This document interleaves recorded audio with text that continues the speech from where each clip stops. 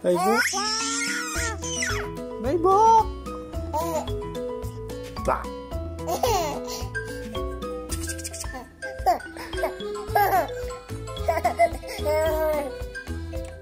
Bah.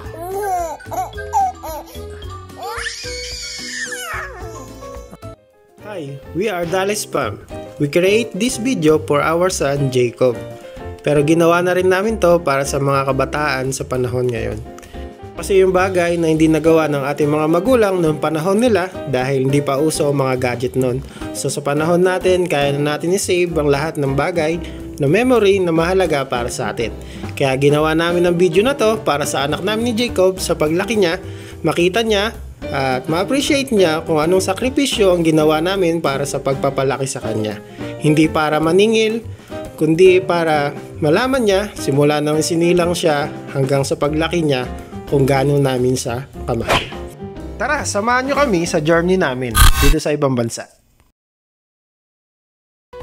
Mamlansya si Papa. Tapos yung isa, bulaga. Bulaga. Wow.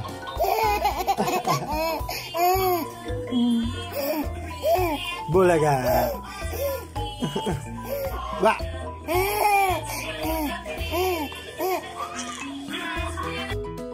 Hide ka, hide. Bulaga. Hide again, hide. Jacob, hide. Oh, dali, bulaga, Papa. Bulaga. Bulaga. Bulaga. Ha. Bulaga. Nagbubulaga. Oh, hide dali, hide. Oh, hide. Hold the blanket. Hold. Hide na. Dali, mag-play tayo. Yung araw, try natin yung walker ni Jacob. Kung pwede na siya. 6 months old na siya. Try natin. Gumising ko muna. Alcohol.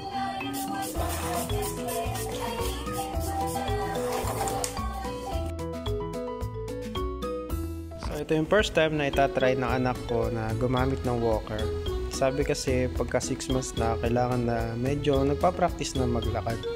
Pero ako na rin ako nag-aalala kasi medyo pa yung mga buto-buto ng anak ko. Siyempre baby pa. Pero sabi naman nila dapat nag-start na siya mag-practice na maglakad. Kaya itatry natin ngayon.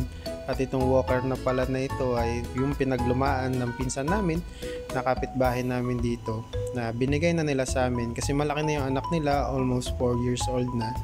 At okay na okay at na-save pa nila itong gamit na to at bago pa, mukhang bago pa at magagamit pa ng anak ko. Hindi na kami bumili kasi panandalian lang naman to at kahit pa paano ay makasave tayo ng ating mga bayarin. At ito maganda pa naman siya at magagamit pa at buo pa naman, kaya sayang din kung itatapon at buti na lang itinabi ng pinsan ko at magagamit ng anak ko ngayon na si Jacob. So Jacob, pwede na pula pa. Pares pula. Pwede natin. So ready ka na? Baka mabalira. Jacob. Dandahan po. Dandahan. Wow. Hold it, anak. Hold it. Ready na? Ano? Happy? Ano? May puput. Hindi ko magulo. Lagyan ng plug kunan siguro. Baka sumubasok. Baka sumubasok siya. Yung maliit lang lab. Yan, tuntua.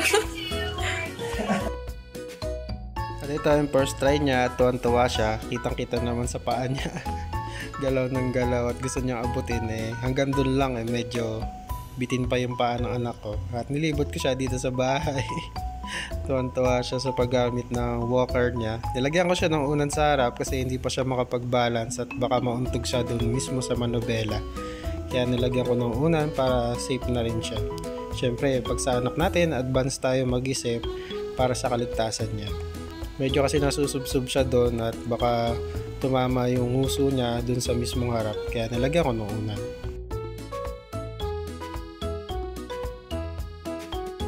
At approve naman at tuwan-tuwa siya at di na siya umiiyak at magagawa na namin yung mga gawaing bahay.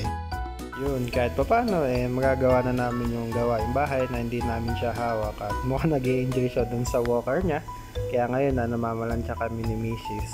Siya pala namamalansya, tapos ako nagtitikap ng mga damit habang nag-i-enjoy ang anak namin at hindi nagliligalig. Ngayon, nagutom si Mrs. Kaya bumili ako ng merienda namin na pizza Kami ang kumakain. avocado shake. Tapos ang anak namin tinanggal ko na rin sa walker niya kasi Ano masasabi first mo? time lang din niya Handa mo, makasakay pero ito. kami ang Baka kumakain. medyo mapersa siya kaya nilagay ko na siya dito at para makapagpahinga. Kasi pagod din siya doon Oo kakapag naman. hindi niya Hindi kasi pa abot pwede yung lang. floor ng sahig. So ika-6 na buwan na ng anak namin kaya pinapakain ko na siya ng kalabasa. First try niya ng kalabasa. Pero in-steam ko muna yan at ngayon napagod siya at nakatulog na rin. At matutulog na rin kami kasi may pasok pa kami bukas at yung misis ko ay panggabi siya, pumasok na siya kaya kami lang dalawa ng anak ko ngayong gabi ang magkasama. So, ngayon kahit medyo maaga pa matutulog na kami kasi ito yung pagkakataon na habang tulog siya matutulog na rin ako para pag nagising siya no madaling araw okay lang kasi nakatulog na ako. At natapos na rin naman namin ang lahat ng mga gawaing bahay kaya magpapahinga na rin kami at maaga rin ang pasok ko bukas. Be patient. Lalo na sa mga minimiti mo sa buhay at mga pangarap mo, lalo na para sa inyong pamilya, kung ano man yung hinihiling mo, be patient. Pray ka lang ng pray. Kung hindi pa ibigay sa'yo, it means na hindi ka pa handa. Pero pag hiniling mo naman at naibigay niya sa'yo agad, it means handa ka na. Kaya be patient. Kasi nga, God knows always when it's the right time. Sometimes sinisira niya yung plano mo kasi yun yung plano na sisira sa'yo. Na alam niya kung ano mas ikakabuti mo. Kaya don't lose hope. Keep praying. God knows when it's the right time.